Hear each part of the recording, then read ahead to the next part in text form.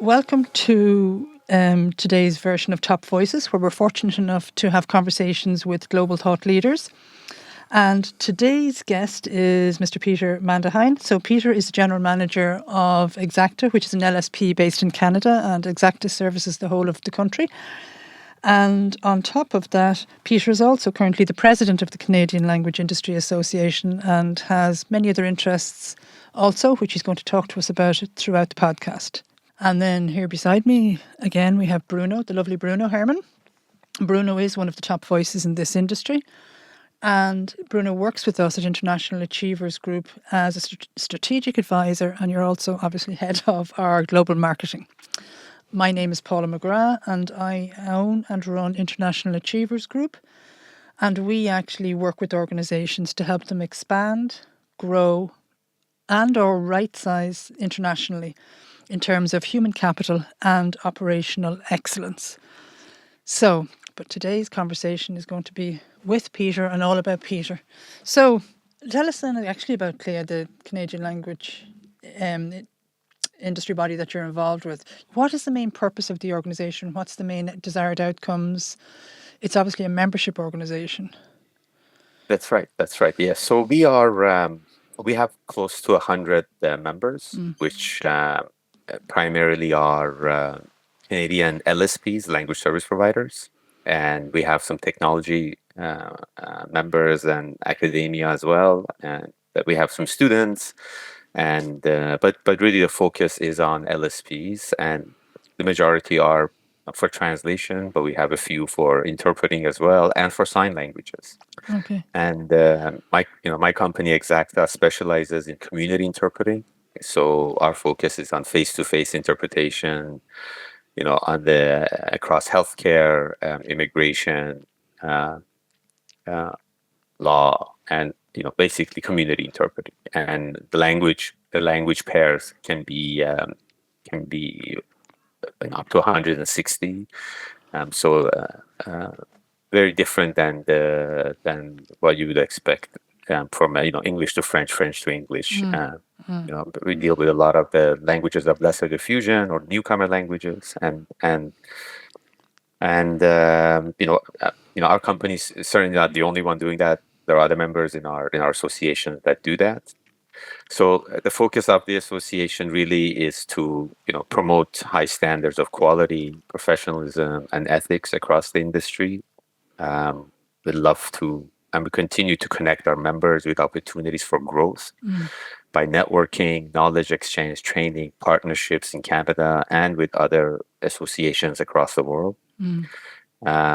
We champion linguistic diversity by supporting Indigenous languages, official languages, and under-resourced languages as part of Canada's cultural and economic fabric. And finally, we advocate for recognition of language access as a national priority and ensure our members' voices are heard by policymakers, buyers, stakeholders.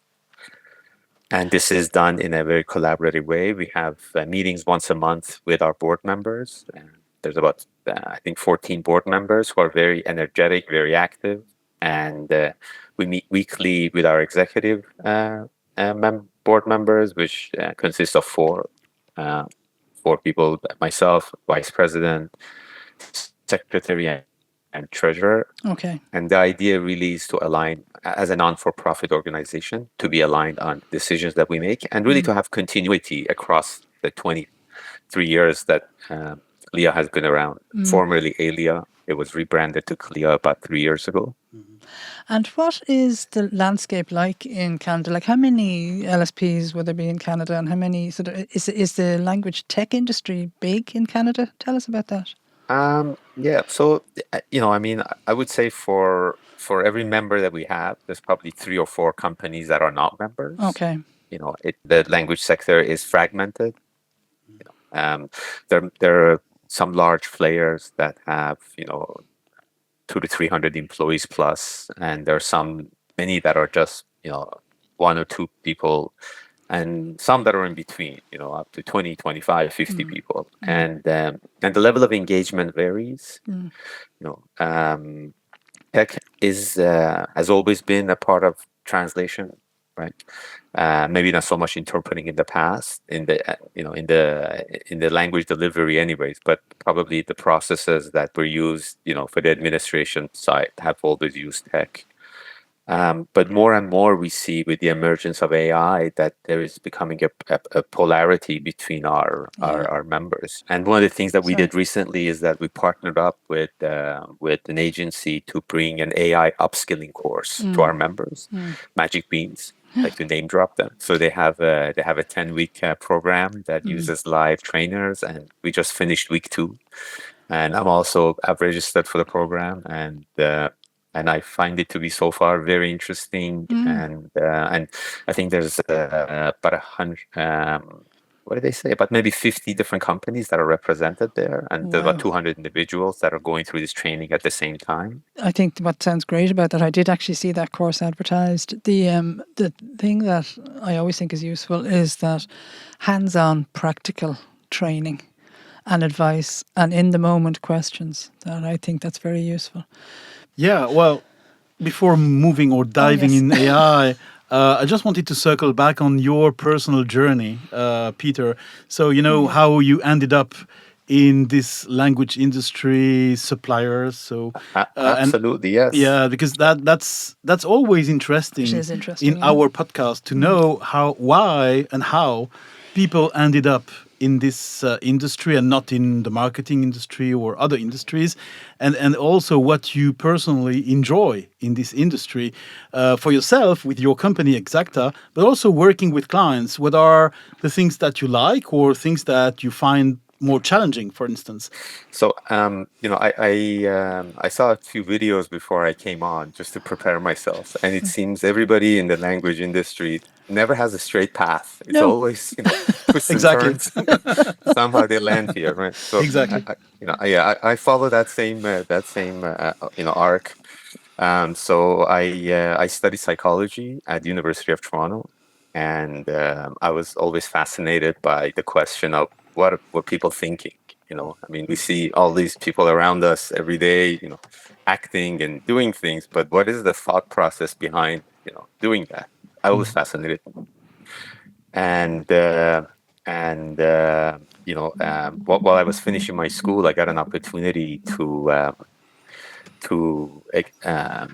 get a volunteer position at a mental health hospital. Oh wow. And that was my first interpreting position. I was an interpreter for inpatients who were waiting trials and various other things that was waiting for them, and I assisted the psychologists and the staff there with the test taking and with assessments and things like that.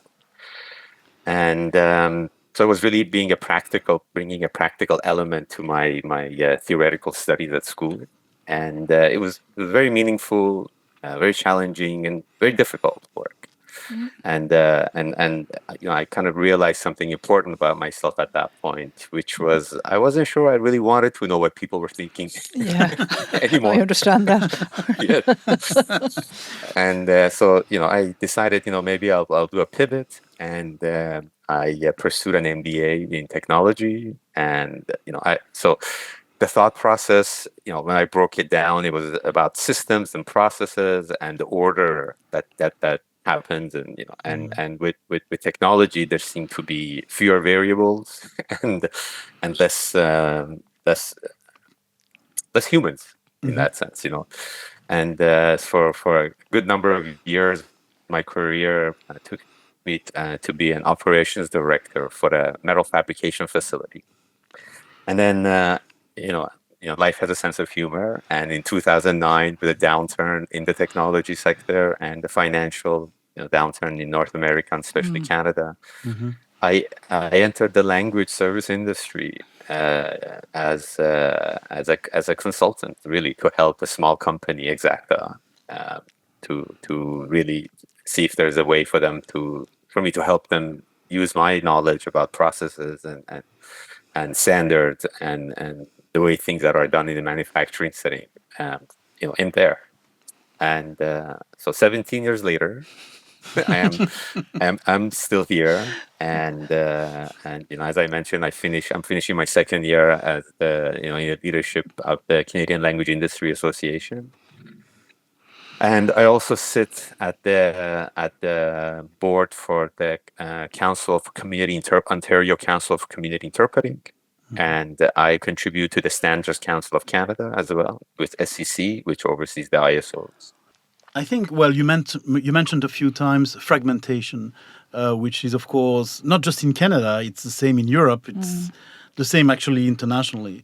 The language industry has been quite fragmented since I started myself in the 1990s as a project manager. But, and for clients where I'm sitting on now, for clients, it's sometimes confusing or it's sometimes very challenging to find the right partner or the right supplier, because there are so many suppliers, and some suppliers are really close when it comes to winning a contract. Winning a contract, or even in terms of value proposition.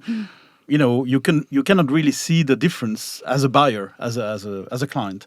So that leads me to the question, from your perspective, where do you see the most interesting challenges or the most interesting opportunities in Canada, working with clients in Canada, just to sort of just to see if it's the same as in other parts of the world, or if there are challenges and opportunities that are specific to Canada.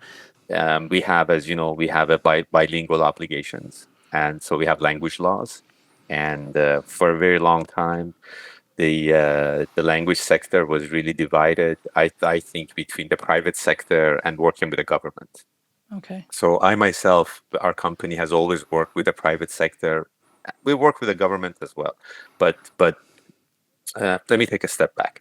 So the government in Canada, the way it's formed, there's a federal government that collaborates with provincial governments and the territories. Okay. So it's a power sharing. The provinces have immense power and immense autonomy. So when we talk about the government work, I'm talking about the federal government. So when it comes to the parliamentary work or the things that the federal government is asking for, and that has been a huge work, source of work for a lot of our members who focus on that.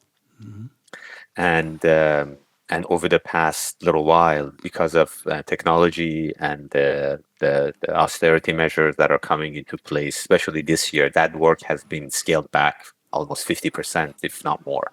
Okay. So, and I think that's sort of aligned with the whole overall translation industry across the world. There is a decline, and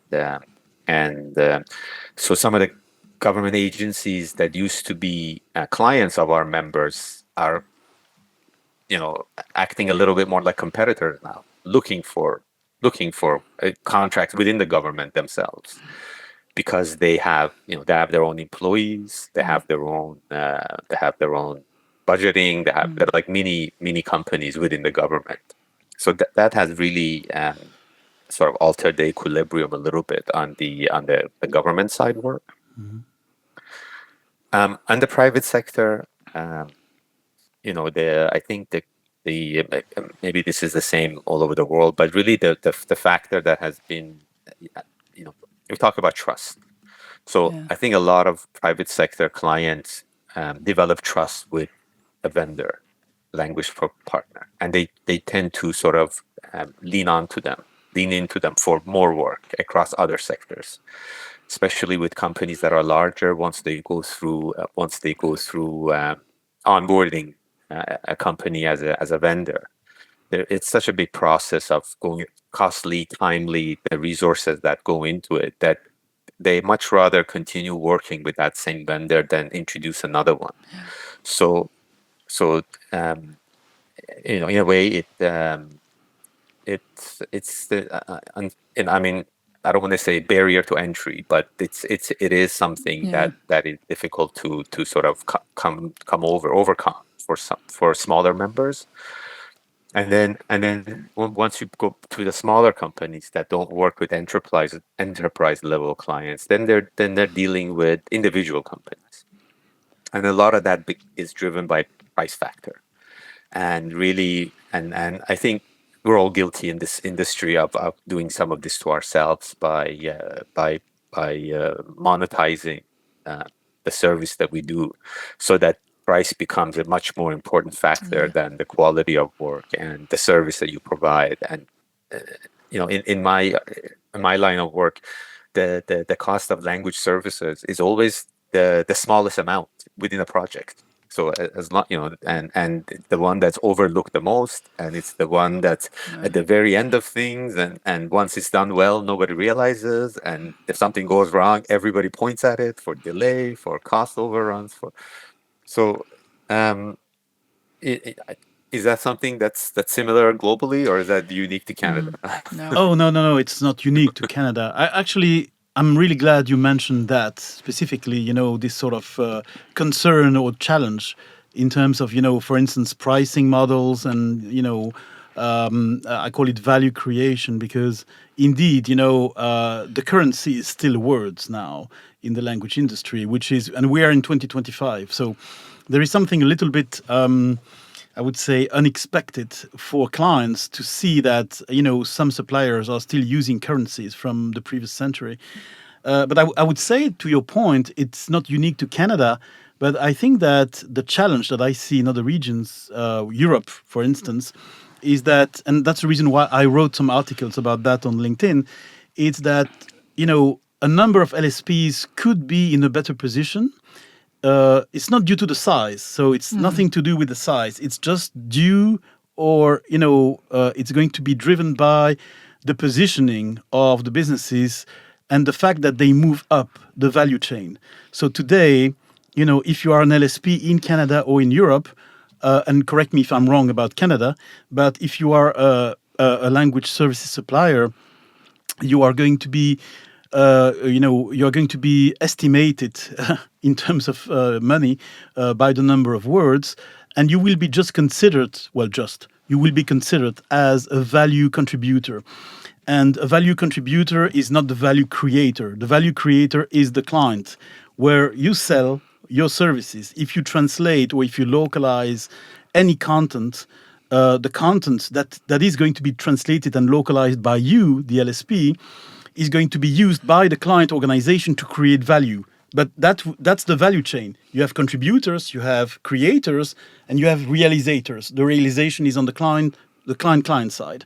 So I think the challenge, and I would like to get your opinion about that, is that a number of LSPs are not moving up the value chain, and they are still selling translation or language services as commodity, based, of course, on words, but also based on low level value contribution. And I think, LSPs cannot be considered as value creators per se, but they could be considered as more value adding contributors to the value. So moving up to the status of value creator without being a value creator, but not staying in this status of low level. And I'm not speaking for all LSPs. The super agencies are really doing that very well. I'm not going to give any name, but all these super agencies are already in the stage of being very close to the value creation stage. They are not just low value, low key value contributors. But I would like to get your opinion, and also probably the challenge that you see in moving up the value chain, not staying, not being considered as a low level value contributor as an LSP selling commodities. It's not only the super agencies, the next layer down, some of those are doing amazing work.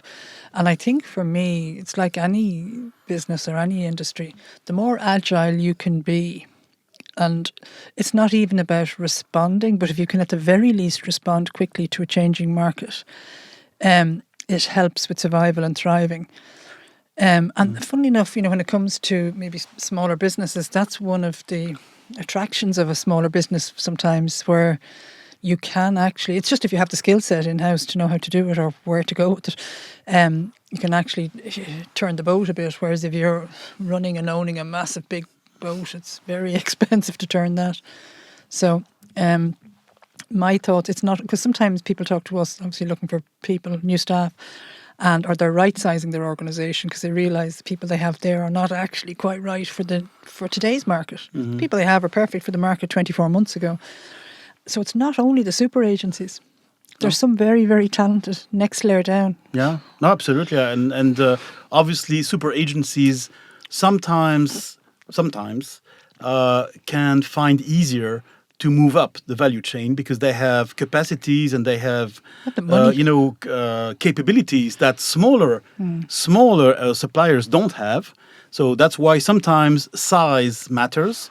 But more generally, I would say it's the sort of strategic decision to go beyond, a transactional vendor, going beyond selling words, in other words. And I know you invited me 1 year ago for a workshop on that topic when I was explaining why LSPs in Canada, but also in the rest of the world, should at least try to really move up the value chain and becoming, more value adding, value contributors and not just vendors of commodities, if I can say so. But I see the challenge being on the client side, so I can feel the pain of going through this. But I wanted to get your personal experience and what you see around you in Canada about those LSPs moving up the value chain. Again, the pros and the cons, if you can Yeah. keep the Yeah. balance right. Yeah. Mm-hmm. Absolutely. No, absolutely. You're right. Last year during World Speak, you were kind enough to join us and have that fantastic workshop, and Mm-hmm. received a lot of compliments on it, a lot of feedback, and engaging. And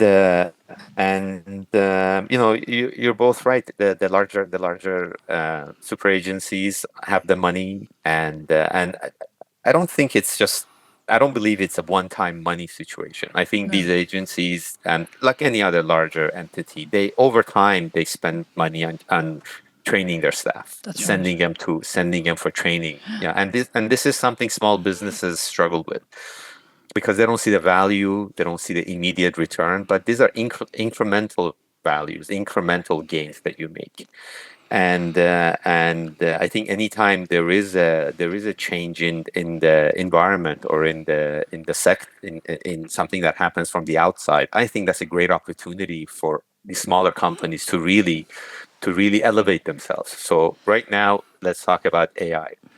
As AI comes, into our industry, Mm-hmm. and it's probably here to stay.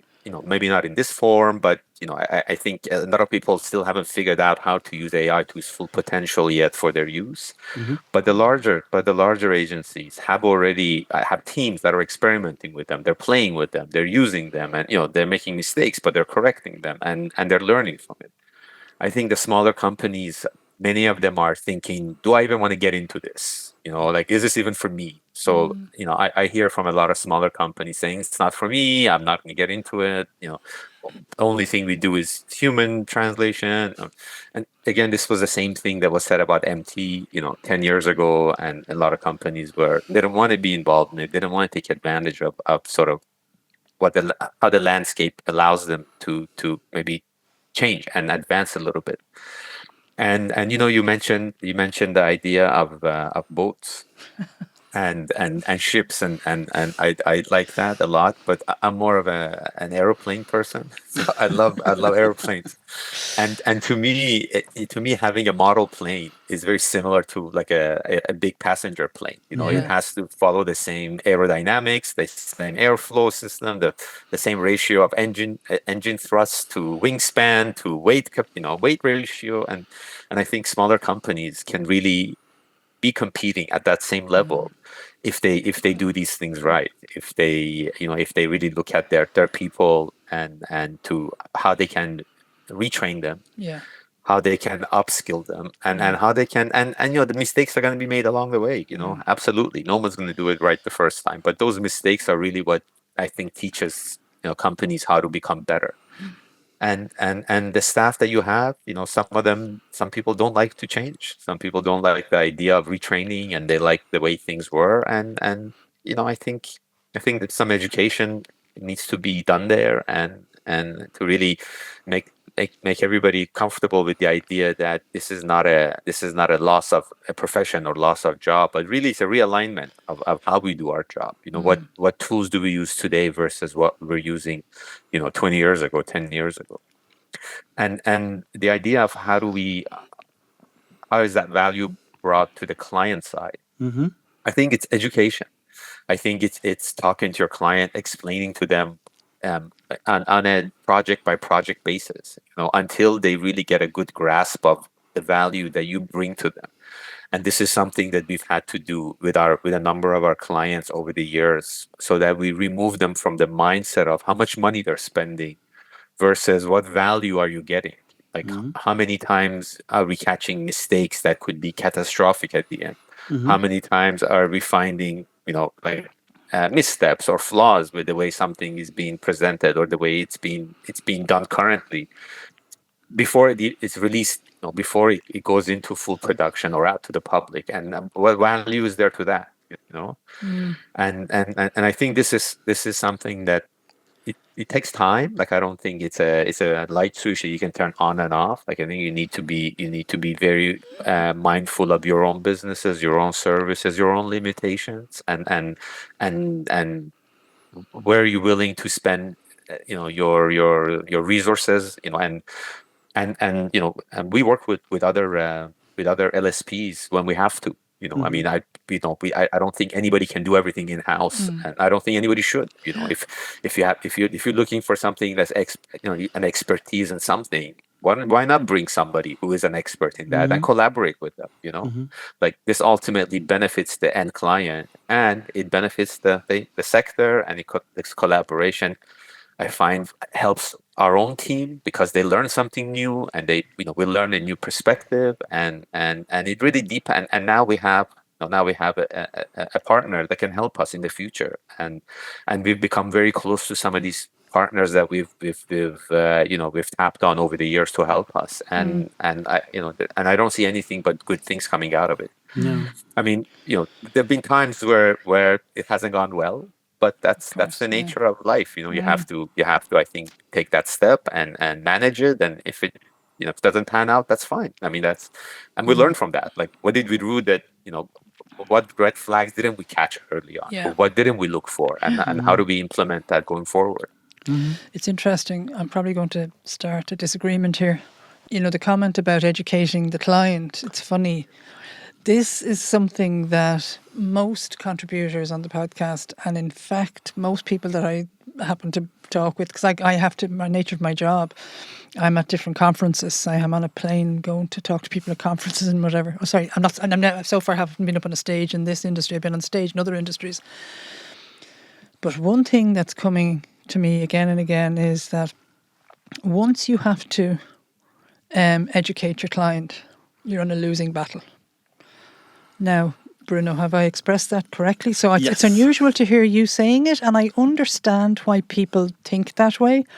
It's just interesting that most people now have been saying in my company or on this podcast, and you may have heard it, and if you haven't heard it so far, you'll hear it from other contributors.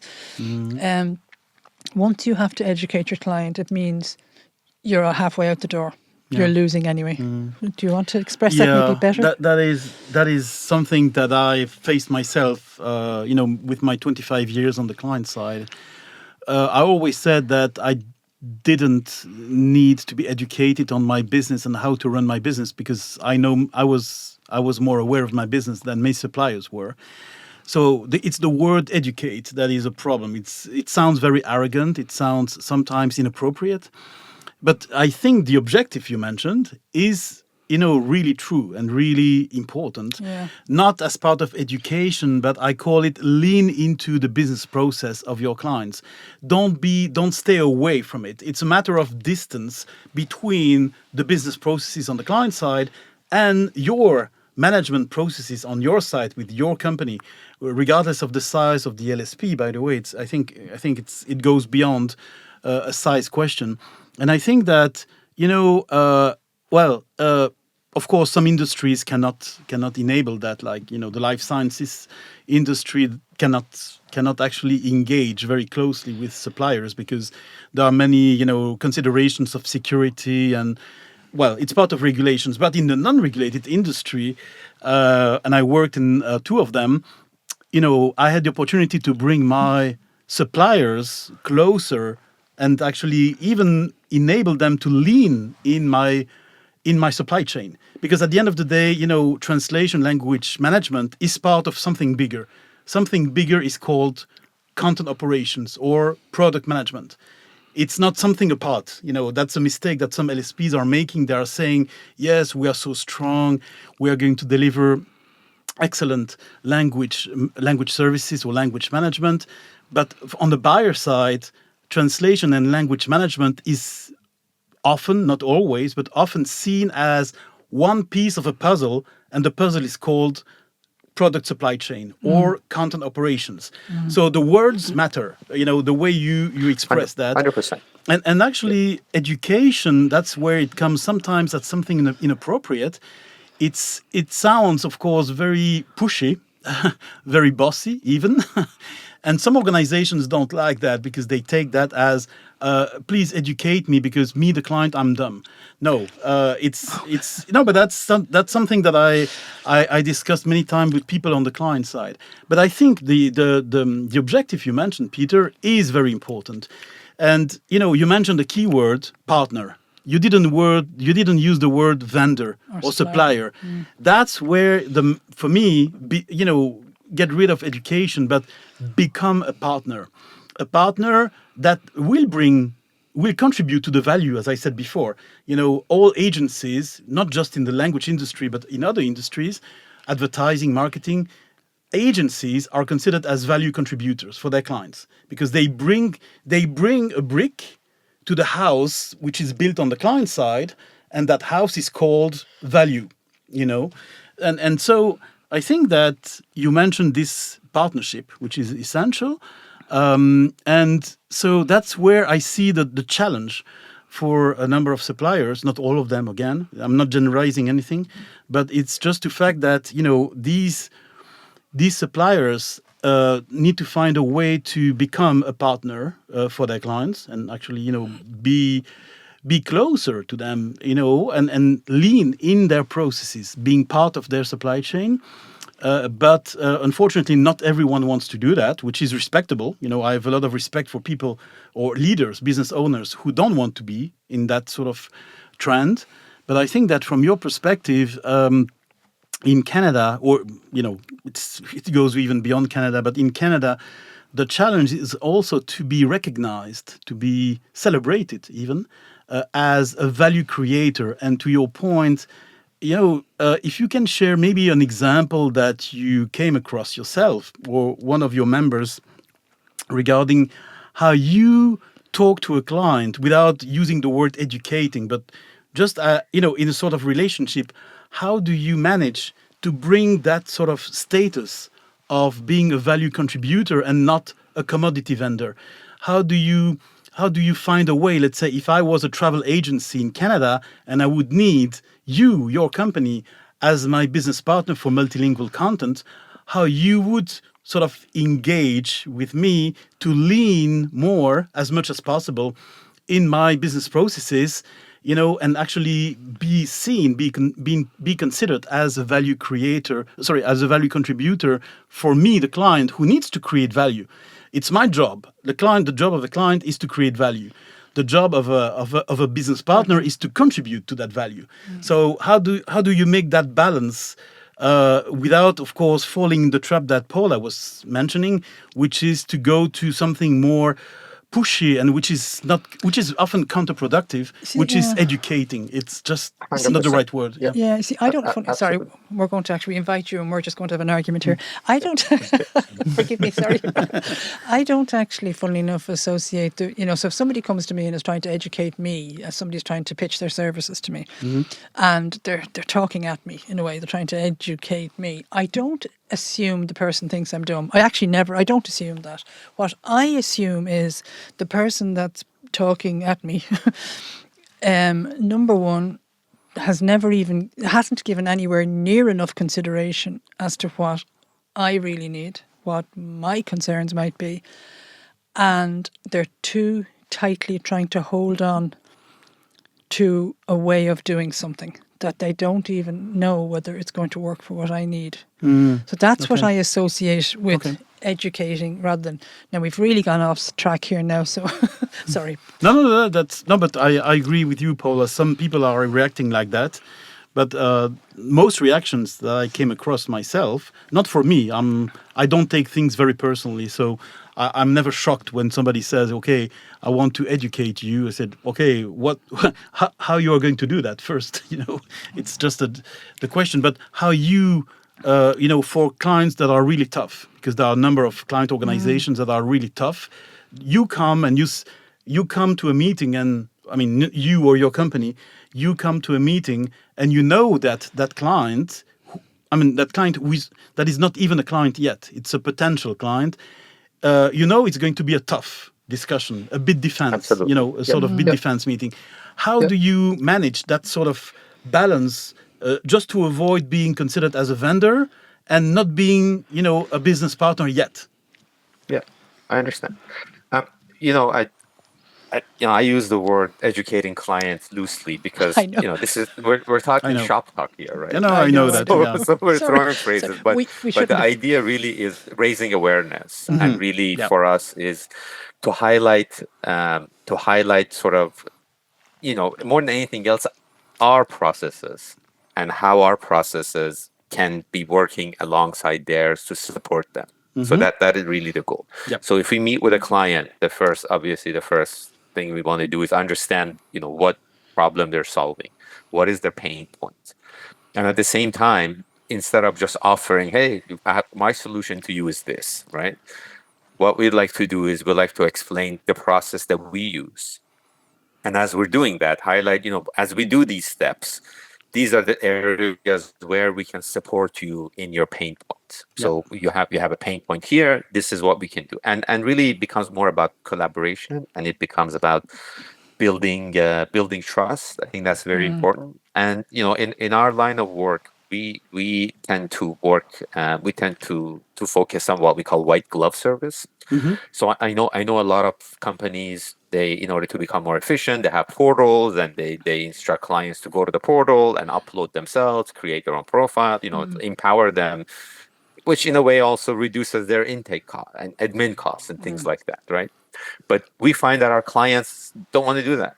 Like, they don't want to go and upload something and go through that process. Yep. They just want to give it to us and Yeah. have us manage it. And again, it depends on, as you mentioned, the size of the client, how much translation and interpreting they do already. I mean, some clients are probably more of an expert than the actual, the vendors they work with, when it comes to language services, right? Yeah. Depending on what they use, they have their own internal teams and all of that. So for us, a typical client is somebody who is not too aware of the language sector, is not too aware of. They know that they have a requirement. They may have worked with one or two companies in the past with mixed results, and now they have a project, and they're looking for a new partner to work with, if somebody who gives them a new perspective or better pricing. Many times they're price Okay. shopping, right? And we use that as an opportunity to say, "Hey, perfect. We're happy that you're looking at this project, and we understand that you've looked at different people, and there's you know let us sort of show you the way we would do something like this, and where in the past we have managed to gain efficiencies for our clients, and where in the past we had successes, and where you should be mindful of because of our experiences." And really, again, I started in the language sector as a consultant in a way. So and I continue that to every client meeting that I go to.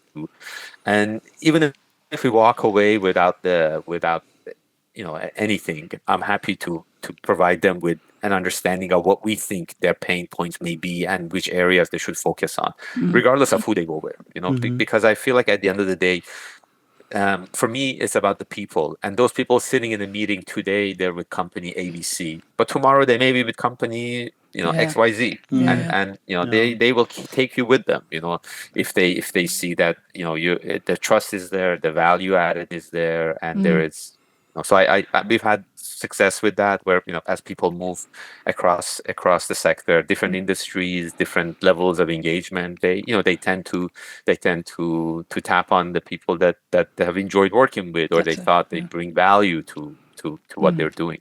Go Okay, ahead, no, Paula. I'm just curious, with Exacta, when you guys are going out now to the market to pitch for new business or to renew contracts or to try and expand into other departments within your existing clients, how many of them now are talking to you about AI? How many of them are asking you to do all sorts of whiz-bang wonderful things, or is anybody, or how is that playing out?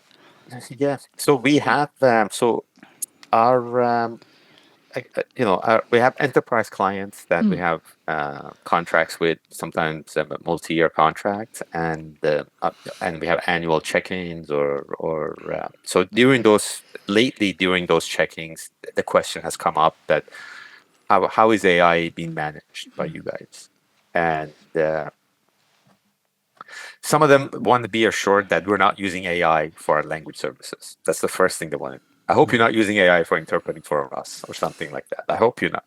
And again, this comes part of explaining our processes and how we work with AI. And the idea is that we're not using AI for interpreting. No, AI is not ready for interpreting yet. Absolutely. And you know we are looking at AI, we're working with it, we're playing with it. And really, I think for us as a company, the first entry of AI into our company would be for process efficiency, really. Mm-hmm. Like for us, I think I see it being used more in our data analysis, in our processing of requests and and looking for patterns within our reporting, and to see if there's areas that we can you find efficiencies and areas of concern, or the language requests that are coming in is are we looking at more language processes requests of one language in one specific geographical area Okay. versus another.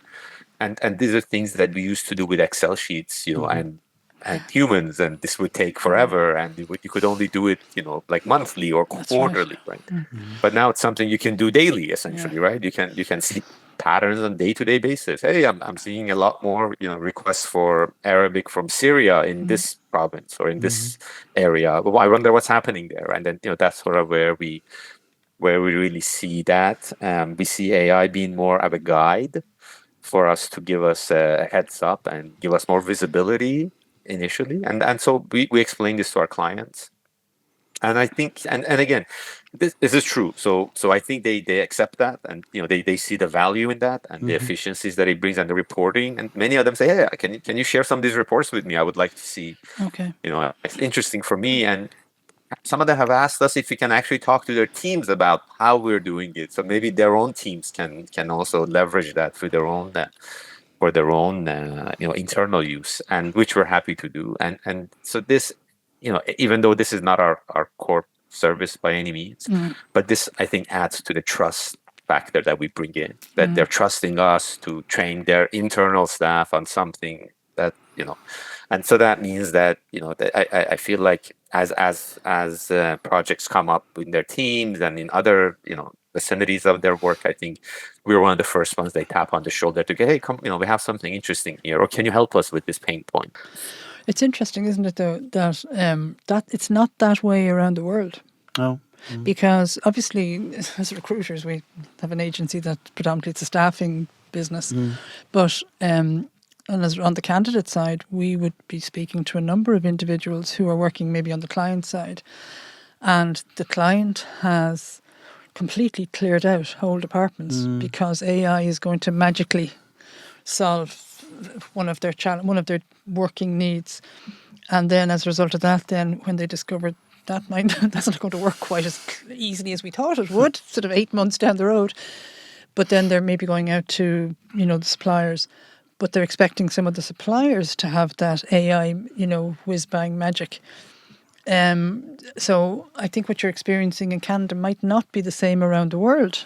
What do you think? Yeah, It's interesting. It's a very good point. interesting. It's a good point, and when I was listening to your perspective, Peter, I think your words should be sort of print it and sort of distribute it to many Spotlight suppliers it, yeah. because you said yourself that AI should or should enable you as a supplier to increase your value contribution, not just to decrease it. And I think that's the opposite that I see, just like Paula mentioned, in many organizations, including on the client side, but also in suppliers. Yeah. People are just scared because they think that AI is going to decrease what they do, the importance of what they do is going to kick them out, in other words.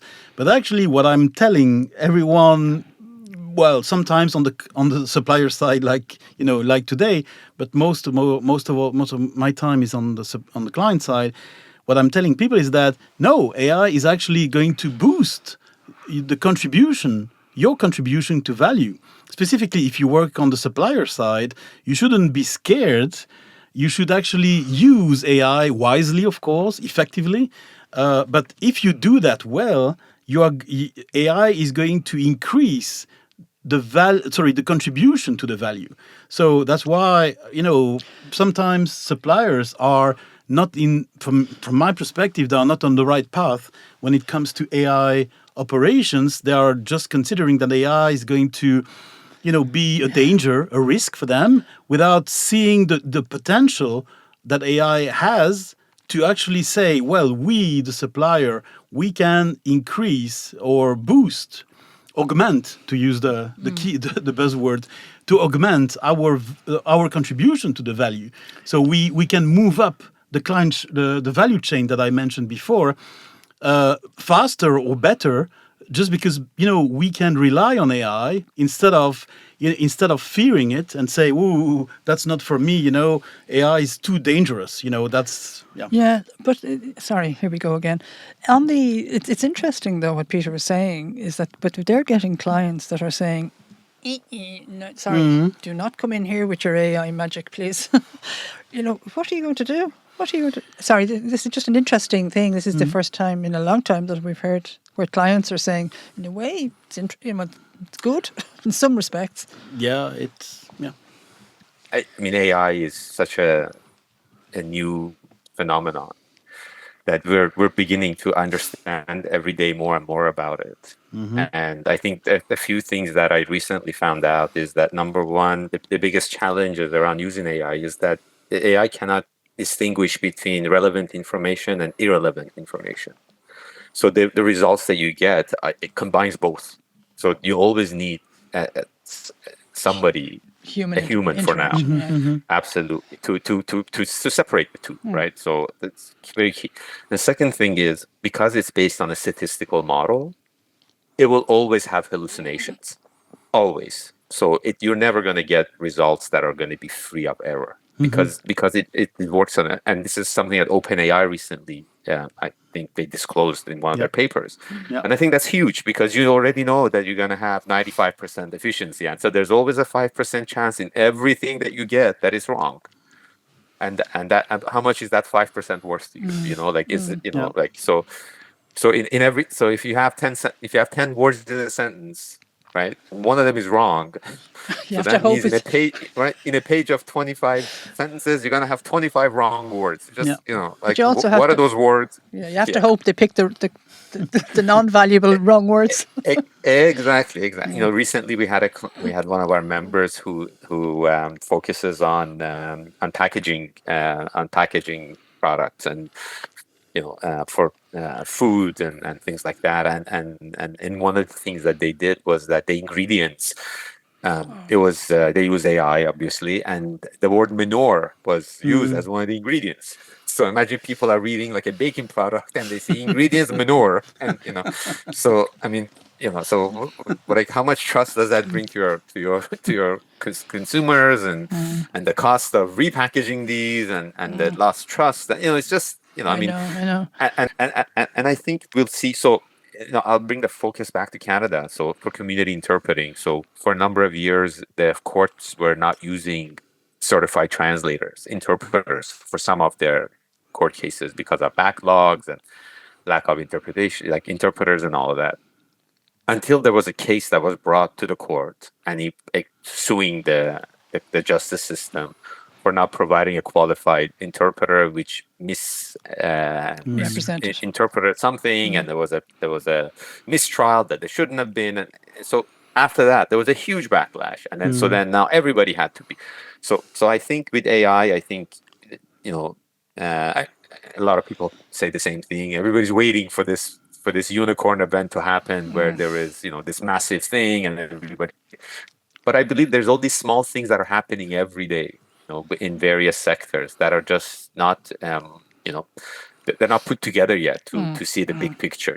We keep looking at, it's isolated incident that the label here is wrong, or this report had the wrong thing, or it was the date on this thing was wrong, or again, it's a tool, and I think we have to. I mean, I'm preaching to the choir here, I find, but I think the goal is to really raise awareness, for across all sectors.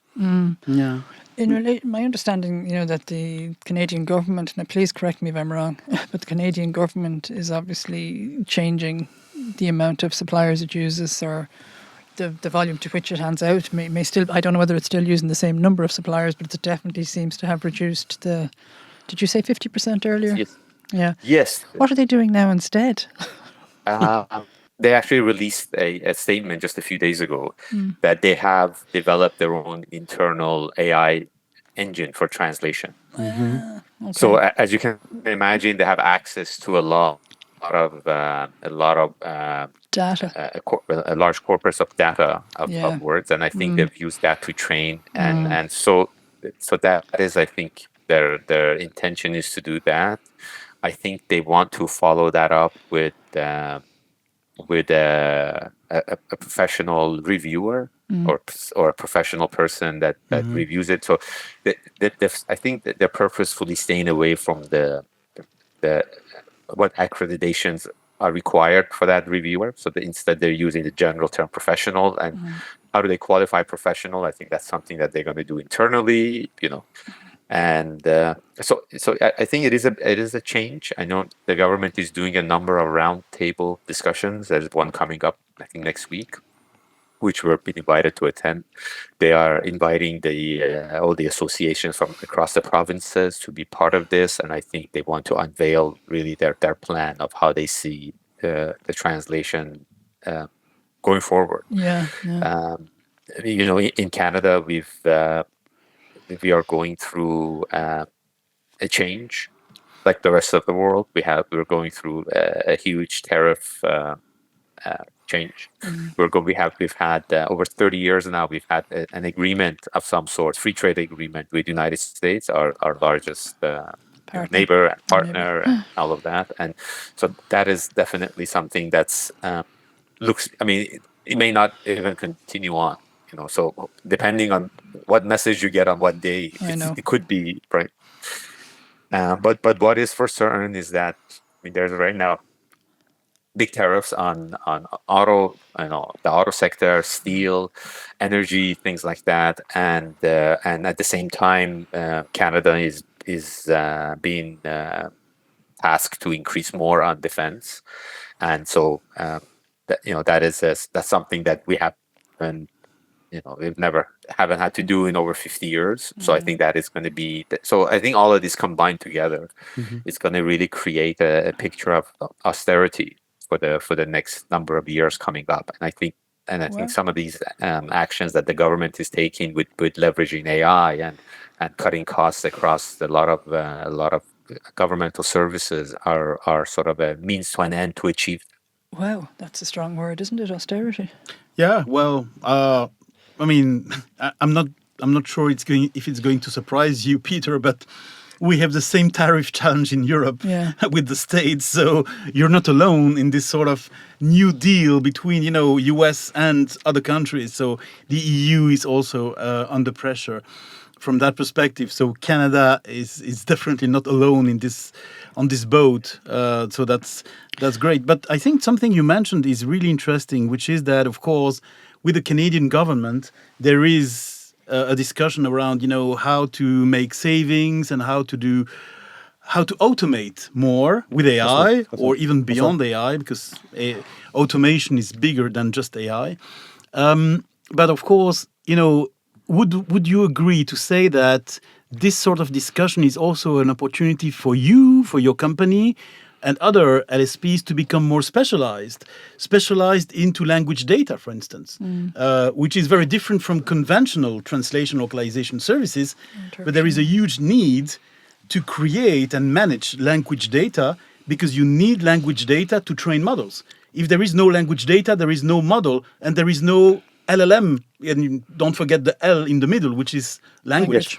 So Absolutely. would you say that for you, yes, of course, this is a very difficult conversation because you are talking about, changing the business model and, doing maybe not less, but doing things differently with your client. But, how do you see that challenge to become more specialized? Because, of course, conventional services are going to decrease. So you have the connected vessels, less conventional, more data. Yeah, and that's the challenge. You've picked the right word, and ourselves, we're sort of trying to navigate internally. How do we do that? Like, how can you pivot, and how do you do it in a gradual way, in a transitional way, so that you're not cutting one and 100%. So you're easing from one to the other, and so that is what companies should be doing. Are companies doing that? Not all of them. And I think those are the ones that really need to be looking in a few years down the line. They'll be looking at they'll be knocking on doors, and there is nothing behind the door anymore. Some sectors, because of what's happening, some sectors are going to be, I think, my opinion, and that's pretty common knowledge, is going to be more valuable and more work in there. So military, Department of Defense, these are things that are going to have more requirements and more resources for them. Whether it comes to language training, to translations, to support, along those lines. Maybe social enterprise and things like that may not have as much budgeting, and I think there may be just not the appetite for that may be just not there anymore because there's no more money. Even though our hearts may be there, but that the reality on the ground is shifting that. And I think this is something that is going to take a little bit of time for people to realize. Our budget for the government budget has not been released yet for the year 2025 and 2026. So it's supposed to be released in November. So I think that once that's released, then they would have, depending on what kind of a deficit we're looking at and how the government is planning to sort of spend money over the next, a number of years, I think that would force a lot of businesses to make decisions that currently they're on hold and pause. So I think there's a bit of a pause where everybody's sort of waiting to hear what is happening before committing to one way or the other. And obviously I have no knowledge about what to expect, but what we're hearing is they're asking all departments to cut 15 to 25% from their current budget. So any department that's going up, there's cut it and come back to us. Cut it, So I think that is a theme and that's probably something that's being shared around the world, around the Western economies, right? Yeah, it's happening in the private space as well. In the clients that we know of in the US and in Europe. Oh yeah. Because again, it's sometimes there is ridiculous expectations on the client side where they want AI to pretty much do everything, and it's just anyhow. Yeah, no, it's before I forget, I really wanted to ask you one very specific question. You are based in Canada. The Canadian framework inside out. So I really need your perspective on something. And that something is that, whenever I talk to my friends in the US and I speak about Canada, they immediately say, oh, but, language management in Canada, it's much easier because Canada is a multilingual country versus, of course, the US, which is a monolingual country. Do you agree with that sort of reaction? Or do you think this is a myth? It's not easier than in the US. It's just different. No, absolutely, it's a myth. It's different. I mean, Okay.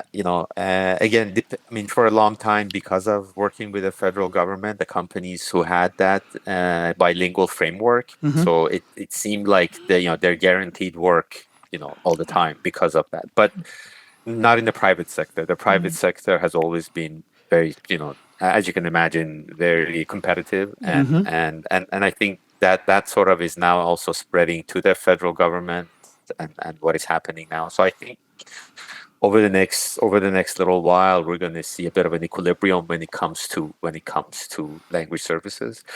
The challenge I think with comparing countries and things like that is because there's some situations that are unique to that country. I mean, Yeah. for instance, United States is not dealing with executive orders and things that we may not be So I know a lot of our friends down there, a lot of companies that we work with, that we're colleagues.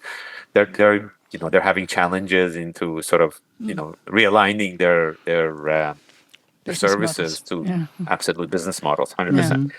Yeah, and I think we are also doing that, but not for the same reasoning. We're doing that because of economic pressures and the advances of AI, and so I think, and like African countries, they recently had their conference, and they're dealing with their own issues of a very diverse languages and dialects, and massive land and challenges around resources of how to get it done. So I think so, but at the same time, I think that there's areas that all of us can collaborate on or can agree on. I think for us to unite against like AI, how do we manage AI? What is our expectation towards it, or towards standards, or things like that? I think these are things that globally can be collaborated on and agreed on and shared. And I like to say that we may not be on the same boat, but we're definitely in the same ocean, right? like facing the same headwind, and so I think there's definitely areas for us to work together, and I yeah, love that phrase. We are in different boats, but of The course on the same same ocean. ocean. That's But I love it. So yeah. but also you were mentioning the number of different language pairings that you guys have to deal with. So there's an appetite for that type of skill set globally. It's a question then of letting the world know that the skill sets exist in Canada. yeah, Now, I'm yeah, actually making that absolutely. sound like it's a question of just waving a wand. I know it's not that easy, says the woman who has her own small business. But, the skill sets are there, the experience is there, and the world needs it. Absolutely, absolutely. Now it's about, a particular mindset, and you have to be very, very hungry and find a way to communicate in a way. But just because the world is changing in Canada, or not the world, the business platforms are changing in Canada, doesn't mean that all that talent has to die. Yeah. No, and well, there is the $1 million question. Sorry, €1 million question, because the euro is higher now than Yes, the yes, dollar. definitely, most definitely. So yeah, that's it's not good for us, because of course when we have to work in Yeah, dollars, it's we have US clients. yeah, we have US clients, and even in Asia they are using US dollar as the currency. So we would prefer that the euro would be lower than now, but okay. So the $1 million euro question is, how do you see the future of the language industry in Canada specifically? Knowing, of course, that you don't have any crystal ball, I assume. If you have one, Yes. just let me know. No. I will purchase it. I think So you may have to come back to us after November when the budgets are announced. yeah, no, but that's why Absolutely. it's a €1 million Yeah. question, because Yeah. even with a crystal ball, it would be still very challenging to make a forecast about what the language industry is going to become. But of course, yeah, I know some people manage to make predictions for the next 5 to 6 years. I'm not able to do that. I cannot speak for 2030. I can speak for the next 12 months, but not more than that. But so the question to you: how do you expect the language industry to be in the next 6 to 12 months, let's say, based on, I know there are dependencies like decisions from the government, etc. But what is your wish, maybe the wish that you would see for the language industry in the next 12 months in Canada? I think that if you look back a little bit, right, we can see that over the past over the past, let's say 5 years, a lot of companies, have really embraced, what we call net zero budgeting, right? So they drive a very transactional mindset. So every dollar is scrutinized and every expense is justified in isolation, and maximizing dollar value that's there. And what has gotten lost is really the partnership, the long-term trust, collaboration, and a successful outcome for everyone who's Yeah. involved. I would like to think that there's going to be a shift to that. And I think organizations are going to see more that they need sustainability to have, that AI is not going to be the only answer, that you still need your partners to be able to help you with that, and you need to help develop this ecosystem. I think some of the other areas that the language sector really needs to be focusing on is things like data security, compliance, and with AI, with standards.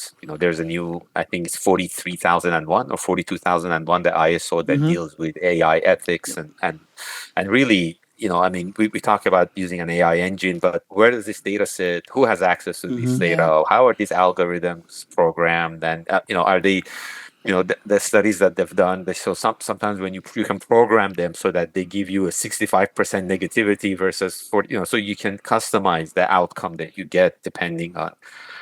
So I think some of those things really become key. I think the questions of even if a language service provider is using AI, who is like, how is this, transparency around The data.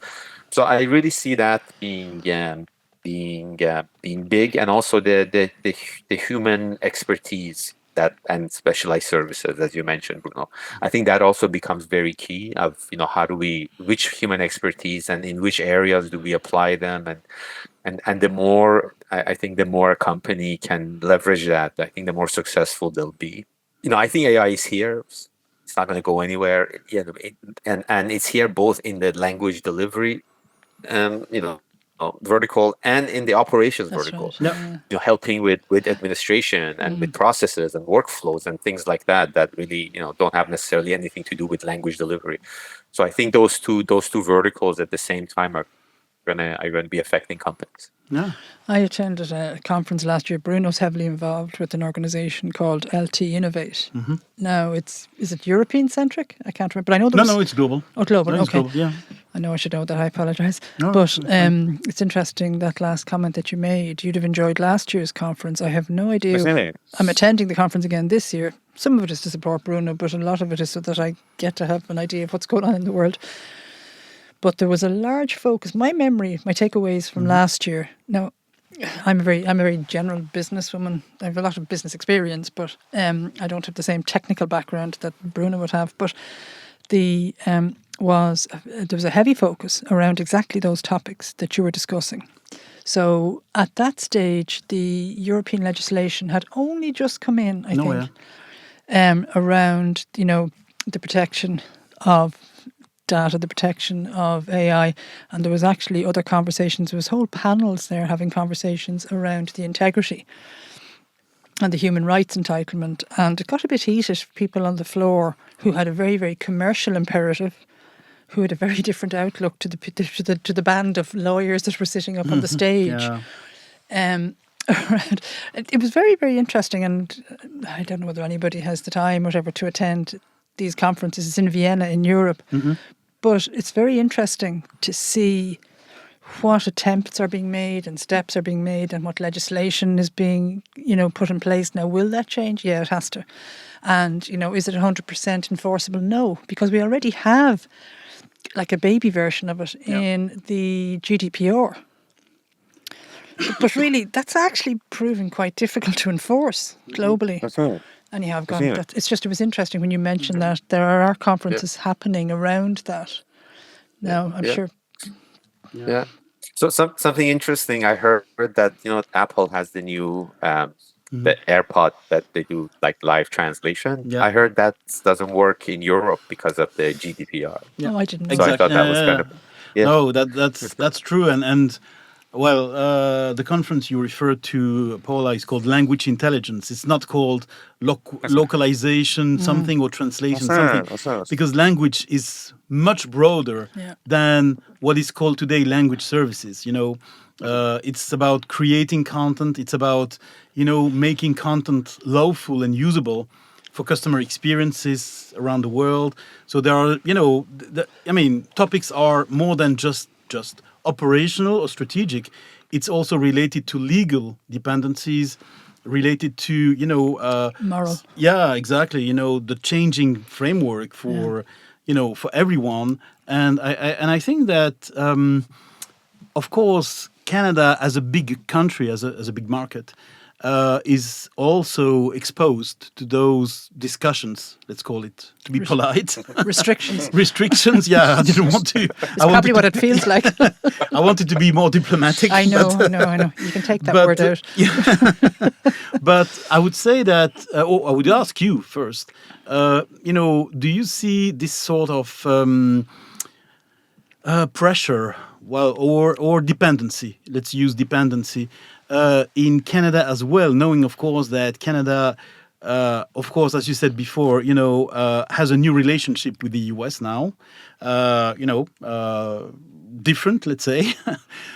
But how do you see, or if you see an impact of this new relationship with the US on the dependency that you have in Canada for your business in the language industry, if you see some sort of consequence of this changing relationship, and at the same time, I know that Canada wants to get closer to Europe now. In many ways, I see that being in Brussels myself, I see that there are many events organized by the Canadian representation and the EU Commission to bring people from Canada and Europe closer, because of course some people are just saying, okay, with the US it's very difficult, so let's get closer to Europe or EU. Do you see some sort of changing dependency on your business because of all these geopolitical influxes or decisions, let's say? Absolutely. I mean, I think it would be naive to think that there wouldn't be 100%. So for us specifically, our focus is on community interpreting across Canada. But overall, the Canada for the past 30 some odd years has been focused on the north-south focus, and really it had been moving towards an amalgamation with the United States at some point. I mean, that was really, I think, the intended goal of the free agency and free trade and NAFTA and USMCA and all these trade deals. And at one point there was talk about, like common currency and things like that, like unified defense and NORAD and things like that. Really there's pulling Canada into that sphere, and for a number of decades that was what it was. But I think that has changed. There's more tendency to look east and west now for partners and relationships, and I think in the language sector we're seeing that. So at CLIA ourselves, we signed partnerships with ATC from the UK, and we signed an agreement with ALCA, and we're talking to the Australian. I think it's AALC maybe. Okay, that's interesting. So we are expanding our partnerships with other language association, language service associations, so that we can leverage that partnership, for training and really the idea of Magic Beans was really something that ATC sort of highlighted for us, and we met with their leadership, and we thought that really that was a brainchild of. Yeah, it's interesting actually, because I again it depends on the timing of when this is broadcast, but I actually had a conversation with the Irish representative based in Canada with the view to speaking to organisations about establishing some sort of presence, legal presence in Ireland to be able to do business with Europe. And of course, and very, very long, interesting conversation. And there are a number of countries that are happy to engage with Canada with the view to expanding the business footprint in their country. Now, every country has its own business imperative. It's not all altruism. But there are so many opportunities there. It's a question of having access to them, knowing that they're there, knowing how to capitalise on them. So, and in a separate discussion, of course, I'm happy to share how those conversations went. But it's interesting. Yeah, and for you, as as a language industry in Canada, it's also an opportunity to support other industries. You mentioned steel, you mentioned other industries expanding internationally. Yeah. Because, of course, if I had a business in Canada that used to export a lot to the US, and these are products now that are going to be, of course, under the new tariff law, I would say, okay, I'm going to export less to the US, but I want to export more to Europe or Australia, to use your example. So I think, but correct me if I'm wrong, I think that now the connection that the language industry has to have with other industries, I don't know. Yeah, again, I can use the example of steel. You mentioned it, or car, the automotive industry. It's an opportunity for the language industry to say, yes, we know other industries are going to look at Europe, they're going to look at Asia, Australia, and there is an opportunity to support that expansion that will happen beyond the language industry, but you can benefit from it. I'm not sure if you are in this sort of perspective or not. Yeah. Yeah, absolutely. So one of the things that we are looking at doing is to become more engaged with the import-export entity within the government. Mm-hmm. We've had some challenges in establishing some of these contacts, because right now the focus is solely on tariffs and on free trade and on budgets, and then the language industry, as you know, it's it's an afterthought to everybody. It's almost like it's invisible almost. Yeah. I mean, I was at a conference, and the first thing they said was, when you tell somebody you're in the language services, the first question they ask you is, how many languages do you speak? So, right. So it's like, so right. I mean, that has happened to me so many times. I'm sure it's happened Oh yeah. to all of us. So I think bringing that visibility to the whole sector, I think the whole industry is really has been our top goal, right? And I know other associations, they're sort of spending money on creating. So I know ALC is creating some advertising, like made for TV advertising, segments that deal with highlighting the language services and what they actually do and how are they involved in the industry and in healthcare and in everyday work that was invisible to regular people, right? But of course, being a smaller association, we have to be mindful of our budgeting and how we spend our resources. But we'd like to collaborate with other associations when opportunities come to advocating that, because I think the same principles that apply to them apply to us. I suspect what might happen is there'll be breakout companies. That's what I suspect might happen. And then others will come charging in afterwards, because, so somebody else will break the will incur the initial heavy cost. Isn't that the norm? Or there'll be breakout companies who actually have maybe a little bit more resources or have expertise in-house that they didn't even know was going to be so valuable to them 2 years ago. Stuff like that. That stuff happens, doesn't it? So, again, I want to say a big thank you to Peter Madahian, who is the General Manager of the LSP Exacta, and he's currently the President of the Canadian Language Industry Association. And very valuable conversation. It's always very interesting to hear how the situation in different countries, because although we're in the business where it's all one world, it's actually all being lived very differently around the world, isn't it? So thank you again, Peter, and thank you, Bruno.